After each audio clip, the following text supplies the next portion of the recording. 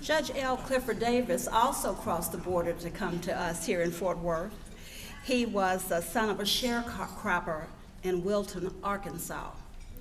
His parents sent him from Wilton to Little Rock to live with some siblings so that he could get a better education, and that he did.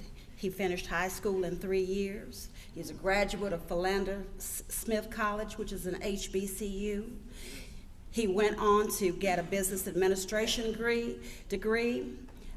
His business administration degree was followed by a master's in economics from that same college, and he was waiting to be admitted to law school at the then all-white University of Arkansas Law School. Though he was initially denied admission, he was subsequently offered admission under some very harsh terms. And anyone in this room who doesn't remember pre the Civil Rights Act and pre the Voters' Rights Act, you won't understand this. But he was offered the opportunity to have instruction in a separate classroom, a separate study room, no access to the library, nor the bathrooms used by the other students. He declined that offer and went on to become a law graduate of Howard University.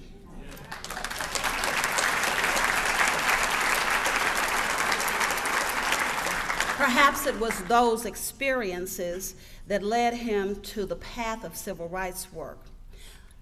It says in your program that he was one of the first African-American lawyers to become a member of the Tarrant County Bar Association, but what it doesn't tell you is that when he first came, he couldn't be admitted because of his race. He was undaunted by any of those prior experiences. He worked with the NAACP and with Judge Thurgood Marshall on the landmark case of Brown versus the Board of Education. He filed a lawsuit that desegregated the Mansfield ISD and subsequently a lawsuit that desegregated the Fort Worth ISD. And so it's very fitting that Fort Worth ISD has named an elementary school in his honor.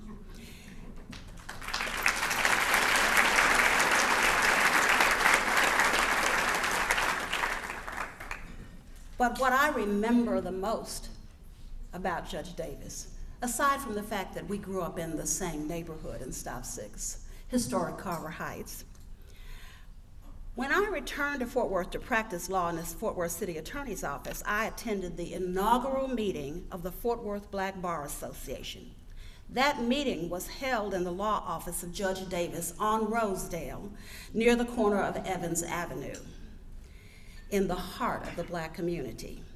The thing I remember most was that there were several other young African-American lawyers sharing his office space, among them the now Honorable Louis Stearns, judge of the 213th District Court. Judge Davis' law office was a way station for many young African-American lawyers who came to Fort Worth. He didn't charge them for the use of his space, his equipment, his postage. He was glad to assist them in advancing successfully in their careers. So it's no wonder that the Black Bar is now named the L. Clifford Davis Legal Association. All of us African-American lawyers in this city and all other people in this city owe him an immeasurable debt of gratitude. His passion for civil rights is only equaled by his commitment to civil responsibility.